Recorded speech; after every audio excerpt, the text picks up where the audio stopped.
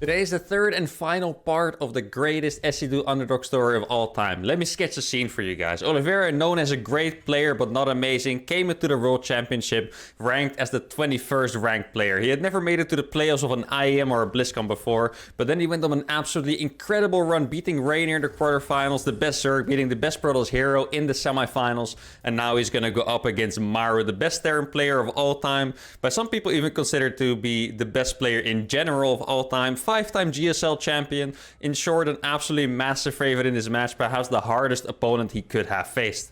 Yet, after some aggression, some base chase, some really cool games, Oliveira found himself up 3-1 in his best of 7. There was only one game left for him to win the world champion and call himself the world champion, and that's when this amazing game happened. Let's get into it.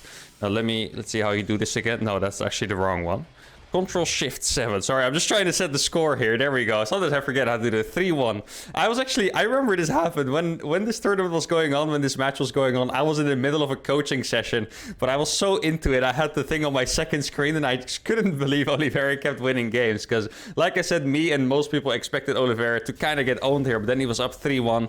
And yeah, he was playing so well. And something that people really loved about Oliveira, if you guys are going to go back and watch the games, is he was super pumped. He was always having fun. He was always very emotional. Like, he actually became one of the biggest fan favorites in the world after this tournament. And that's, before this tournament, like I said, he was known as a great player, but he was not a particular fan favorite. He was from the China region, or he is from the China region, which is a little bit more excluded, so people didn't really get to learn his personality and all that. But now everyone loves him. The interviews were amazing and the energy was fantastic. And now I'm going to show you guys perhaps his absolute masterpiece. Now, what I loved seeing in this game from Oliveira is that you could very clearly see he's been very stable. He's been mentally strong, but in this game you could tell he was very, he felt like he could be about to win the tournament, so he was he rushing in a little bit too much and things like that, which was cool for me to see, because I've been in scenarios where I was close to winning a tournament or something, and I know that feeling of wait, it might not be the best idea, but I could be the champion right now. I should go for it, and I could see that back in Oliveira's play a little bit here. Now, for the most part, Maru has been playing the exact same build. He was playing a tank drop strategy, double gas into tank drop, which is nothing new, but Maru really showed a pretty crazy amount of love for that build because he kept doing it over and over. The first game that Maru won, he won with it very easily, and he kept repeating that build. And Oliveira was a little bit more all over the place. I think he played some 2-Rax Reaper, I think he played some normal double gas, and in this game it seemed like he went for a Reaper expand. And I also do believe that Oliveira adapted very well in this game. If you look at what's happening right now, he's going for a 3rd gas. And what he's going to do here is normally, let me show you guys, these add-ons would be switched. So you put the Starport on the tech lab, you make a Raven, but instead Oliveira is going to go for a tank and a Viking, which is super good against tank drop. So he really read Maru like a book. He figured Maru was going to play the same build and just play a really good macro game from there. Maru is obviously fantastic at that. One of the best late game players in the world. I would consider him the best late game player in the world. So for him, it's actually okay to recycle builds because he can just macro out of it. But Oliveira going for the hardest counter possible, realizing that Maru would keep doing that. So if you look at the worker count, he's going to be up by a few workers. Not that many. I think it's kind of hard to quantify because it's either 3 or 1, depending on which cycle. So I guess you should say 2, because that's in the middle. So now you can see the tank arrives, but the tank is already sieged for Oliveira, and I can confirm that Maru was definitely not happy to see that, or guarantee, I should say, rather, because that's, yeah. He wanted to do at least a little bit of damage. You want to try snipe a depot, maybe like a reactor. But instead he quite literally got nothing, and that's pretty painful. And also the Viking being out is going to be useful for Oliveira in the future. Normally you want to make a Raven first. Ravens gather energy, but the Viking, now you have it and you made use of it. He can be using it for the rest of the game. Just kind of patrolling it in the airspace. So now Maru is going to be trying to siege this, but because Oliveira went for a tank first, he does already have 2 siege tanks, so he could even try to break Maru himself. Now Maru going for a 3rd CC behind it. By the way, I would recommend trying out Maru's build here. You can get these replays from the ESL SC2 Twitter. It's probably already a few tweets ago because it's been a little bit. But this build looks very clean, and I always say you should copy Maru's build. I know we're looking at Oliveira right now, but Maru's builds are always fantastic to copy. They're so clean, and even now, the situation shouldn't be good for him. He's still getting his 2 racks and his 2 E-base faster. Now, Oliveira, obviously, a good amount up in army supply. And Oliveira is also a more aggressive player generally, so it makes sense that he's getting unit production more so than transitioning right away. A move that's very common to make for TVT is skipping Marine production, so you can afford the third CC. Now, Oliveira really likes to attack and find openings that other players wouldn't find. But that does mean that his third CC and his upgrades and stuff are delayed a little bit. Now, he's trying to do some harassment with his Reaper, which is, you know, not something you usually see 5 minutes and 45 seconds into the game. He did kill a unit there. I'm not quite sure what it was. It looked like a Reaper died, or maybe like a Hellion or something. I don't think Maru made 2 Cyclones, so it would have been one of those units. Actually, we can check. Yeah, units lost 210 resource. That's not telling me anything, guys. Sorry, I know I'm pretty decent at math, but that one I cannot quite figure out what he lost. Maybe it's Oliveira that lost something, you know, who knows. There you can see he's trying to find an opening. Maru is sieged forward. This is a very important move in TVT. You have to siege forward in front of your base. If you don't, what kind of happens is that they can, for example, siege here and kill your gas, or siege here and kill your gas. So you always have to make sure you siege forward so you can prevent those siege positions. But like a lot of Terrans kind of struggle with it. Like, how are you supposed to deal with aggressive Terrans? You just pick yourself up for free. It's because you also kind of have to take an aggressive stance. For example, this is already going to be a little bit annoying because this tank is going to be hit that command center over and over. Now, I do know that Oliveira has different plans here. If you look at the situation in the production tab, it doesn't look that fantastic for Oliveira right now because Maru was a little bit greedier. Notice how his upgrades are about a minute ahead. He has his 4th and 5th barracks a little bit faster as well. And Oliveira realizes that, there's only one Raven, so he's actually gonna go for this. This is a very crazy move, but Oliveira has proven me wrong multiple times, so here we go. A lot of Marines are dying. He does kill a lot of the SUVs. And I do have to say, the positioning here by Oliveira was actually quite genius. It was hard to realize, but what happened here... Oh, he's gonna land the Vikings as well, killing 2 more tanks. Oh, almost killed that 3rd one. Really good pickup by Maru. Might kill 1 more tank. Let's see. Wow, really good pickups by Maru there. Still did more damage than I thought. Killed 2 tanks, and all of these are low HP. But what I wanted to highlight was he sieged here, and only 1 tank or 2 tanks were really in range of his tank. So Maru felt like he had to pull the SUVs to go. But in reality, his tanks were a little bit more back than they looked. So the tanks didn't kill them that fast, and he killed 10 SUVs. I think he killed 10 SUVs that fight roughly, which put him back even. And I would say Maru definitely came a little bit ahead of that, but it was better than I thought. Now, I would say this kind of stuff is not as good in the new patch. I know it sounds a bit counterintuitive because turrets are so good against tanks, but they just die very, very fast. They're trying to get a head-on fight with turrets. Usually not the best idea anymore, but, you know, Oliveira honestly knows better than me, and it went better than I expected, so what can I say?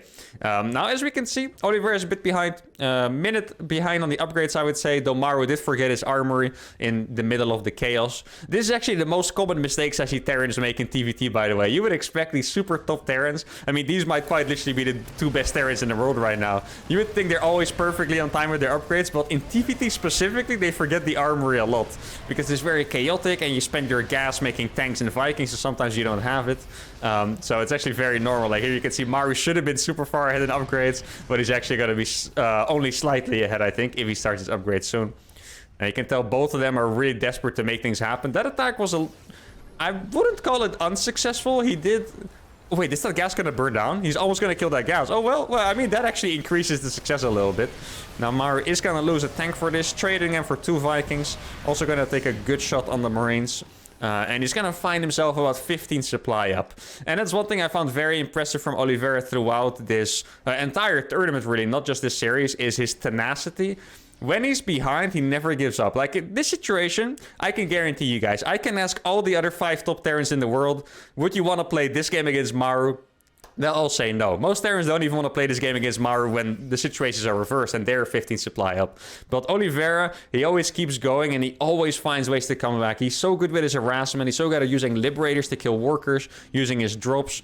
And now Maru is pushing into the 3rd base. He's going in here so heavily because there's no siege tanks. This does look rough. I think he might barely or not break through. Let's see, is he going to kill that tanks? I think he killed 3 siege tanks there. And I would say that's worth it as well. Good trade by Maru, but Oliveira has about 12 Marines on the other side of the map. For a second, it looked like he was going to retreat, but that was an accident. This is exactly the kind of move I was talking about. Maru makes a really cool reactive move. Saw there were no Marines at the 3rd, so he went in. But then at the same time, Oliveira goes in here, kills probably about 10 SCVs. Actually, a few more, kills a bunch of Marines and 15 SCVs. And now he finds himself a couple supply up again.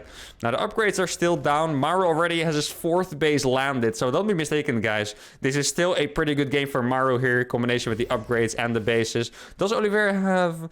Yeah, it's actually only 1 factory against 2 as well. Wow, I didn't realize this as I was playing, but Oliveira is actually in a worse spot than I thought. Look at Maru making 2 tanks. Just so you guys know, for TVTs, Marines, this sounds kind of weird. It's a bit situational, but Marines are the worst unit of the 3 elements. So you basically have your tanks, your air army, and your Marines. And in most matchups, the bio is the most important, but in TVT, it's the least important. Bio, Marines, and medevacs, you can use them to make plays. So like that move, when you really notice someone is not in position, you can go in there, try to destroy their third. But the tanks are always going to dominate in the fight, and the air control is going to make sure you can dominate that fight. So tanks is the main priority, followed by air. So the fact that Maru can make way more tanks, he's already up 7 against 4, and he has way more tanks in production, quite double. Yeah, he's actually in a really good spot here. Now Oliveira is only now getting his 4th base up. Obviously killing all those workers at the 3rd base did help Oliveira a little bit, but still he's gonna have a lot more coming back to do here. This command center is also not finished yet up here, by the way, so if Maru gets in there, that's pretty scary. Good thing he already has at least 1 tank siege. Yeah, he was thinking about it. Look at that, he's stim. He was thinking about it, but he decided not to. I think what's actually possible, by the way, one thing is very important, you always have to click each other's upgrades in TVT. Upgrades in TVT are quite literally the most broken of any matchup, I think. Like, if you're up a set of upgrades in TVT, it's insane. And Maru scanned, and Oliveira's upgrades finished during the fight. Now, he's actually gonna go in here. He's trying to do splits, but that is way too many C6, Oliveira. I know you're really good at microing, but that fight is not quite it. And now he's gonna find himself 20 supply down. What I wanted to say is I think Maru scanned that base on the right side, clicked on the Marine, and then saw 1-1, stimmed, and then he realized that the upgrades actually did finish, because they finished in the middle of that scan. And somehow, guys, Oliveira is actually getting ahead in upgrades. Now, sometimes I notice that Maru does delay his 3-3 a little bit, so this could have been on purpose. I think 2-2 is always a must. You have to get it as fast as possible. But 3-3, sometimes it kind of gets in the way of making more siege tanks or making more starports for your air. So I wouldn't say, like, maybe this is intentional by Maru. Maybe he wanted to get more tanks instead. Maybe he was trying to rebuild his economy instead after losing those 15 SUVs. I don't think this is necessarily a bad thing, but I think it's still impressive for Oliveira to macro so well that he was able to come back ahead in upgrades after being so far down despite all the chaos. Now, I find it very interesting that they're both getting vehicle attack upgrades for the tanks. Normally, the air control is quite important. And even though I said tanks are priority number 1, it feels like tanks kind of kill everything anyway, right? I mean, I know for some things it makes it different, but tanks, they kind of kill everything anyway. So sometimes I would expect maybe they'll get like air attack instead, or maybe armor. But I guess, you know, like I said, they both know better than me, so I guess there's something I learned today. Now here, Oliveira has slightly more Vikings, so that's good. And here, this is when I thought this looks like a checkmate position, but this is an absolutely incredible move. Look at this. Oliveira picks up 60 Marines, drops on top of 6 siege tanks, and kills them all. That was 6 siege tanks going down for just 2 medevacs. Without that move, he's absolutely done and dusted. Nothing he can do if Maru gets 16 Marines there. But Oliveira thought so fast, he drops on top of the tanks, and he actually gets those tanks. And now, if we look at the tank count, it's actually 8 against 5, 9 against 5 in Oliveira's favor, which is incredible. I feel like the ratios exactly switched, because the last time I looked, the Marine count was switched and the tank count was switched. So that's pretty funny. Now, Oliveira is getting 2 more starports. No, Maru actually didn't make those yet, so he's a little bit late on those. That's a little bit sloppy by Maru, I think. The patch did change a little bit, so to add context, before, Viking Raven with tanks was considered to be the ultimate late game. There was nothing better than that. You always ended up with that. But the Ravens got changed. They basically became cheaper and worse. So now the late game is also switching up a little bit. A lot of people are more tempted to go for Liberators instead. And maybe that's why Maru did delay his starports. Now he's getting 3 starports instead of the extra 2. So he's going to have 4 against 3, but he's going to have them a little bit later. Now these kind of engagements all look really funny. Because like I said, Marine Medevac is mostly to find opportunities. Stimming into 6+ siege tanks is definitely not an opportunity. You would just lose 40 supply in the blink of an eye. But if they're unsieged, all of a sudden you kill all the tanks. So it's a very high risk, high reward dance that they're both doing. And sometimes you do get those magic splits and you can actually beat 6 siege tanks. But definitely do not recommend going in there. Now let's see what they both have so far. 6 Vikings against 5 when it comes to the air. Oliveira, as you can see, slightly ahead in the Vikings count. And he's also making his first Raven. Maru is getting 3 tech labs on his starports. And now he's going to try to deny Oliveira's 5th base here. Though really good reactive siege. Looks like he was a little bit late there. Good scan by Maru. He is going to take down one of Maru's tanks. +3 for both sides. And the Fusion Core starting for Oliveira. Now this is something that's actually up in debate. A few months ago, or basically for the entire past 2 years, I would have told you that the Ravens are always going to win out against Viking Liberator in the hands of a very good Terran. If Maru gets up to a mass Raven count, you would lose. But now, there's a good chance that the Liberators are actually better, and Oliveira going for the Fusion Core here seems that he wants to go for Liberators, and Maru made 3 Tech Labs, so he's going to go for the Ravens, and I'm not quite sure which one is going to go better. If you look at the income here on the bottom, or in the resource count rather, you'll notice they have the same supply, but Maru does have about 2,000 resources more in the bank. 5 base against 5 base, Oliveira has 10 more army supply. Now Maru is going to try to do that same move that Oliveira did by dropping on the 3 Sea Sanks. Looks to be a really good move. He's going to lose the Marines for it, but he kills 3 Sea Sanks, which are just more valuable at this point. Now, they're both going for a second armory. Even if you're playing Bio. This is considered Bio, by the way. This is always a little bit difficult to keep up in TVT. If you play Marine Tank, it's considered playing Bio. Maru's stimming in here. Actually kills a few Ravens and a Liberator, I believe, and a Siege Tank. Very well done by him. But if you're playing Marine Tank, you are playing Bio, so you would think, why are you still going for an armory? It's because those tech units are more important in the late game. So now you can see Maru's getting 1-1 for the air. Oliveira is undoubtedly also going to get 1-1 for air once his +3 for the ground is finished.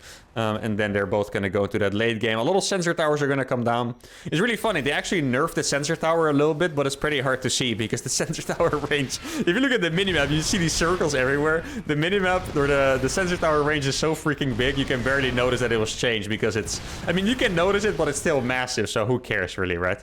Now you can see Oliveira is coming up with 4 Liberators. 15 Vikings against 10 is a big deal, guys. Maru has 5 Ravens. Now, if you're curious how this is going to go down, Ravens are really, really, really good because they can disable Siege Tanks with the Air Infringed Matrix. You can make the tanks useless, just go in there and destroy everything. But if there's too many Vikings, you can't get to the tanks, then the Ravens are pretty much useless. Like I said, turrets have been nerfed. Turrets are just not that good anymore. So this is a very scary moment for Maru. I think the best play would be, he either needs to just YOLO and try to get in range of the tanks, or he needs to just try to go around. I don't want to, you know, move the screen away from this fight right now, but he could try to go around, come from the back, and then Matrix Oliveira's tanks. Now here's why the Liberators are so strong. They can just push the tanks back. They don't need to rely on spells. He's going to siege very closer. He made 4 Liberators, actually. Sometimes it's just 1 Liberator, and it's like, well, you can just try and target it and lose a few Vikings. But 4 Liberators are not going to be targeted, and Oliveira is really getting in here. Now, it's always going to be important to keep in mind the macro economy behind this. Like, Maru is on 7 bases at this point. Oliveira is only just taking his 6th. So even though this position looks very important, and it is actually important, Maru can lose this and still be on 6 bases. So it's not the end of the world, but he needs to be careful for those trades. Oliveira is trading absolutely amazing so far. And the tanks are unsieged, and now the Marines are coming in. Are there even any tanks left for Maru here? That command center is going to die instantly, and undoubtedly he's going to try to get that tank. Keep in mind the tanks are covering the retreat path, or the sandwich path, I should say, rather, from the top. And that's a base falling down. If we look at the units lost, this is incredible. 5k plus units lost advantage in a mirror matchup. That is not something you could see. And once again, guys, this is against the greatest Terran player of all time. He's just straight up destroying him in efficiency in a mirror matchup. Now, obviously, Maru is still maxed. He still has a good amount of Vikings. I think, yeah, he has 4 Ravens too. Maru does have a massive supply lead, or sorry, has a massive Viking lead, plus 4 Ravens. Oliveira has 10 more siege tanks, though. Now, the problem for Oliveira here is that you never really want to go forward if you don't have the air control anymore. What can happen is if Maru would now make a couple Liberators, if Oliveira doesn't have air control, the Liberators will just kill the tanks for free and you might lose everything. So instead of that, he's going to make the very mature and smart decision to just kill the bases that are easily accessible on the bottom instead of potentially losing the lead you have gained. Now, it is, I have to admit, just casting this myself, it is very hard to actually understand why people have a lead when you just see, like, everyone has all the upgrades, they both have a million supply, but it's really, like, the bases that are up, the amount of good units that are up that make all the difference here. Now, this is a good drop in the main. The reason why I like this drop so much is because Maru has the air control in the front. This is not a siege that an Oliveira can continue doing. So this drop is going to be a really good distraction. If Maru doesn't deal with it, he's going to lose his entire production. And at the same time, look on the minimap. It gives Oliveira the time to escape. And now he's going to go out with the medevacs. Beautiful maneuver. Seems very simple, but he literally gets out with everything besides the 2 tanks that were matrixed just because he decided to do a drop. And now, I don't even know how he knew this, by the way. How he paid attention to the fact that there could be a base in the bottom right. But he finds Maru's 7th base in the bottom right. And now, if we look at the income, Oliveira is comfortable comfortably up in income. He does still need to be really careful with the air count. He does have 14 Vikings against 11, but there are 8 Ravens on the field. If you guys want numbers, if you want stats, 8 Ravens with max energy can interference matrix 16 siege tanks. So if you have 16 tanks that are a little bit too exposed, they can be all disabled and then you can actually be in trouble. Now I love how many tanks Oliveira has siege here, like he was really prepared. His army is coming in from the bottom, distracting it. If this wasn't as clean as it was, Oliveira would have been in massive trouble, but he already had all these tanks siege and now he's coming back with the Marines. But he has to be smart about it. Look at the supply. Maru lost a lot of supply. But Oliveira is going to be smart and not YOLO win. If Oliveira attacks in here, TVT can change just like that. If he attacks in here, in those, what is that, 6 siege tanks, he loses the game instantly. So he needs to be very smart about it. He's using his Viking lead to get it done, and he starts producing more Liberators. I think he still has, yeah, he still has a bunch of tanks here that he can use later. They were mostly there because they had to kill the Planetary. And look how good he is at using these Vikings. He's actually getting the air control back completely. And of course, if Maru's Vikings are gone, his Vikings will be able to kill the Ravens, which is massive. And he completely halted Maru's progress here. Now Maru's trying to get a base up in the top left, but Oliveira still has all the bases in the top left. If you look at the income now, it's still looking really good for Oliveira, though Maru at the same time did a fantastic job getting his 3rd base back with another command center. Now Oliveira doing the same move he did before, dropping on top of a siege tank to take it down. Maru's on siege here going forward. Maybe Oliveira can take a decent fight. Too many tanks in the back and he retreats instantly. That was a perfect retreat once again. If he goes in there, he would get absolutely annihilated, so well done. Maru is doing a really good job upgrading. As you can see, he's going up to 2-2. Oliveira actually has 1-2 already, so it's kind of hard to say who did a better job of upgrading. Oliveira has the lead for now. Maru is getting it back in about 40 seconds. Now, it's still a really scary army for both players. Let's see what it is now. Maru lost pretty much all of his air besides the 5 Ravens. And now Oliveira has those Liberators again. Liberators are really good. They're always scary to use. If you're going to use Liberators in TVT, you have to be super careful. If you siege even 12 Liberators on top of Marines, they're all gonna die. If 12 Liberators are already sieged and Marines run into them, the Marines are all gonna get destroyed. Like, it really is a very tense dance. Now look at this move. Maru is snarking around the right side to kill this base, but Oliveira is gonna make use of this opportunity to make perhaps the best move of this entire game. Notice how fast Maru in siege is. Oliveira realizes he's out of position, snags that tank, and he's gonna go straight for the main base. TVT, that's the weakness of Terran, guys. Your production all comes from one place. Protoss has Warpins, Zerg has hatcheries all over the place. Terran has all of their production in one place. If you siege it, no more units can be built. At this point, Maru is quite literally held completely hostage, and Oliveira has the air lead control. He's gonna see the Liberators on the tanks on the right side. The tank, oh, a lot of interference matrix. Maru actually had the perfect amount of matrices there. Gets all the tanks disabled, but still, a lot of Marines are falling. The tanks on the right side are still getting shot with those Liberators. All of them went down. And if we look at the supply now, Oliveira is going to be up by 50 supply and a massive bank. Now Maru has one advantage left in this game, and that is that he has more tanks and one more upgrade. That upgrade advantage on the air is going to be whipped away or swiped away in about a minute and a half. Oh, he just killed SCC without canceling. That is 400 minerals, not bad. But if we look at the supply here, guys, Oliveira is up a massive amount in army supply. He's going to be able to pump out so many Marines. If we look at the income, Maru's income looks absolutely tragic. 600, 600. That looks more like a 1-base income than how many bases? He has like 7 bases, but he has no SCVs for them. Now at least the minerals are going up a little bit more, looking like a 2-base economy. But Oliveira was so fast. After he killed a lot in the main base, he realized Maru might have a base in the top left, goes there to snag it, and then goes back home to defend. At least I think he's going to go back home. That was a really good scan there, by the way, by Oliveira, seeing the movement of Maru's army. And at this point, TVT, I've said it a bunch of times, TVT is always scary. Even if you're really far ahead, you could easily just lose your entire army in one go. Especially, look how many tanks Maru has there. Especially if you attack into that. But Oliveira is going to be smart. He knows he has to beat the army one more time. He has to defend one more time for him to be the world champion. And this is very scary. I can tell you guys, I've been in this position. The fight where you're like about to win a tournament is absolutely terrifying, because you know you can easily mess it up, especially the matchup as crazy as TVT, and that's why he's taking it easy. You saw how he was slowly sieging his tanks, not trying to fight, but just trying to hold Maru's progress. Also, if you kill, let's say in this case you're Oliveira, you trade 15 Marines for 10, you're going to be pretty happy with it, right? You just want to shave the army off one by one, just so even if you lose a fight, the other Terran can't snowball. Now it's 9 tanks against 12. Maru's army still looks really massive here, guys. 105 army supply. Upgrades are now in Oliveira's favor, but here, Maru is on siege. He actually goes around the other side on accident. Oliveira's going to go in here. This is very YOLO. His tanks are not quite sieged. He's sieging them now, and he sees all the Liberators, anti-armor missiles on both sides, but the Liberators Raiders survive and the Vikings survive. All of the air units are gonna fall. All of the tanks are gonna die. And that was it. Oliveira is your world champion, and this was quite literally no exaggeration, guys. 13 years of SC2, the greatest underdog story of all time. Many people are calling this the greatest underdog story in all of esports because this was incredible. A player like this winning a world championship is insane, and I'm not kidding. Whoever won the world championship or tournaments before, I would always believe it, but a few days after, I would still open the Wikipedia page and be like, man, this really happened because it looks so crazy, and I was super happy for him. I've been friends with him for a while, and this performance was absolutely incredible. If you like this, give the video a like, subscribe to the channel, and I'll see y'all for the next video. Adios.